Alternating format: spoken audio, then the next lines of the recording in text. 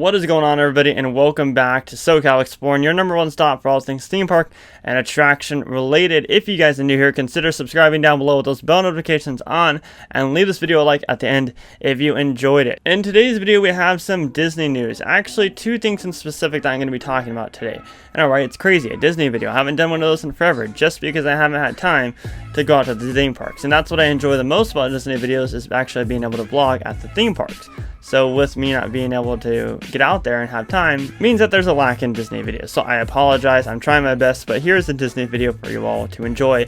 Walt Disney World in specific and Disney Plus in specific. That's right, we're talking about the few details that the Disney Parks blog gave us regarding the Star Wars Galactic Star Cruiser that is coming to Walt Disney World in 2022. And I want to talk a little bit about Behind the Attraction, the brand new Disney Plus series, and give my review on it and my take on it, because there is a bit of criticism that needs to go into Behind the Attraction on Disney Plus. But let's first start off with the news regarding the Galactic Star Cruiser. Now, if you guys aren't familiar with what this experience, or attraction, if you want to call it that, is going to be, it's a brand new hotel that's coming to the Walt Disney World Resort. It's currently being built behind Disney's Hollywood Studios, and it's also referred to as the Space Prison, because right now that's kind of what it looks like. And I've been making jokes here and there like, oh, it's gonna make you feel like you're in a prison. No, but their whole goal here is to make you feel like you're on a spaceship, on a star cruiser, if you will. It's a 2-day story living experience hotel. So it's a 2-day experience. Their whole goal is to get people to stay at the resort and not leave the resort. And even though they want you to go to theme parks and stuff, they want you to spend more time doing what the resort has to offer at the Galactic Star Cruiser. So there's going to be shops, there's going to be experiences, there's going to be restaurants, all that fun stuff.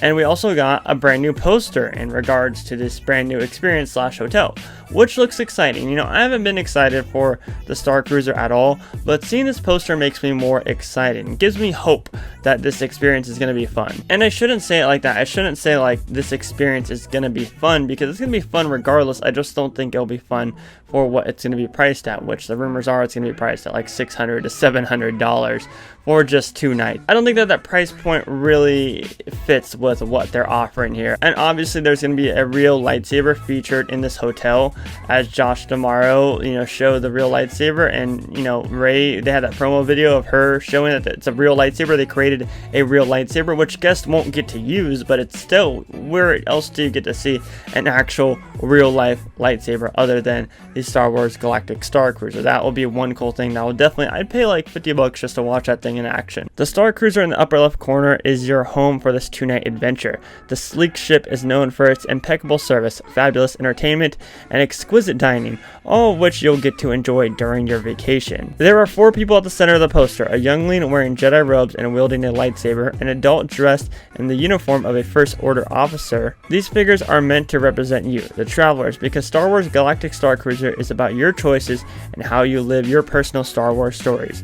Do you want to support the First Order, live like a Jedi in training, or perhaps become a member of a high galactic society?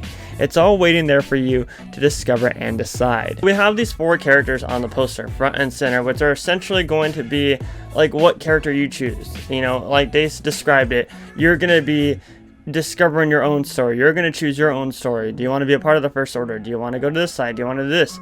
You're going to be the story, but you're also going to be deciding it. The story's going to be playing out how you want it to play out during this 2-night experience. So that alone makes me excited for it, right? Because I thought that it was just going to be one set story for the hotel, and you weren't going to get any decisions at all. I knew it was going to be interactive and whatnot, but I didn't think that you'd be deciding your own story and living your own story, but still within the Star Wars universe, which is extremely exciting. I mean, where else can you do that? Where else can you live out your own Star Wars adventure? You can dream about it, and I'm sure a lot of you guys have dreamed about it, as myself has, but you can't live it out unless you're going to the Star Wars Galactic Star Cruiser. I think that the first couple months or so, I'm going to stay away from this experience, but after I see photos and videos and stuff like that, I definitely want to check it out, and I want to experience it for myself so I can fairly judge it.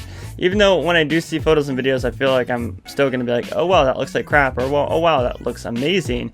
but it's not fair to judge something until you actually get to experience it. So I will experience it. I will do my 2-night adventure and live out my own Star Wars story, probably just not for a couple months until after it opens though, which it is opening in 2022. A lot of people were speculating, hey, it could open for the 50th anniversary of Walt Disney World this year. However, they confirmed in this blog that it is going to be opening for 2022. They didn't give us a time frame as to when.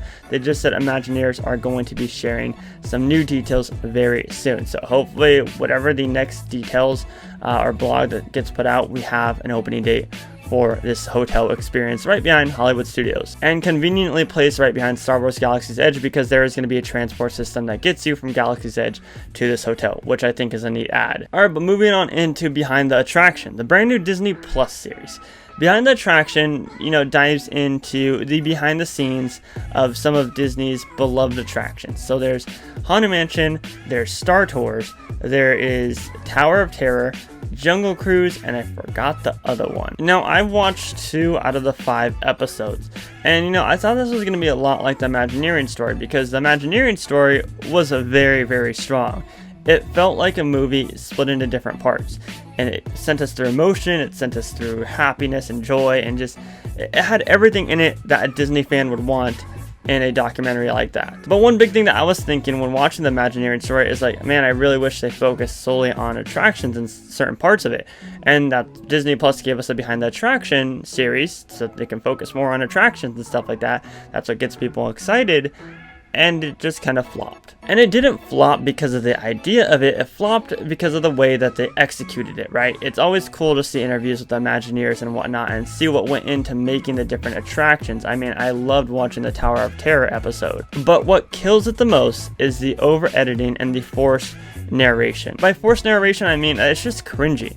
It's really, really cringy, and if you guys have watched Behind the Attraction or a couple episodes of it, you know exactly what I'm talking about. It feels extremely forced in some parts, and that's the only thing that really drives me away from wanting to watch any more episodes or watching a season 2. Me personally, I would just enjoy the Imagineers doing interviews and them still doing all the editing and whatnot, but just not the narration. It's like the Imagineers will be talking about something, and then all of a sudden this narration will come in and say exactly what they were gonna say, but it's just there for a punchline and to be quote-unquote funny. They also have a bunch of awkward moments where they have just shots of the Imagineers sitting there like nodding their head and stuff like that, which, I guess you could argue plays into the joke of what they're trying to do, but that's what I mean by forced narration. They're taking all these clips, kind of like what reality TV does, where they take a clip of some drama that's not actually drama and put it into a trailer. That's kind of what they're doing here. A lot of what they're saying is just a bunch of repeated stuff over and over again, which is just kind of boring at some point.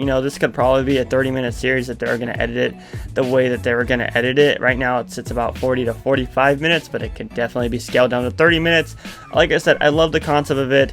I wish it was executed way differently, and hopefully they take the criticism from all the Disney fans and the Disney community and put that criticism to good use in season 2. I will say though, the intro is really neat. The opening scene, I think that the animation, whoever did the animation, is very talented, and it just looks great. It made me excited for it until obviously we got into the episode. But as for today's video, that's gonna do it for that. In regards to Disney news, I want to know your guys' thoughts on both the Galactic Star Cruiser down below in the comment section and Behind the Attraction. Have you watched it? Are you a fan of it? Or do you just feel like it's forced like I was describing? My name is Scott, and you've been watching SoCal Exploring. Positivity is key, and most importantly, remember to keep exploring. Peace out, everybody.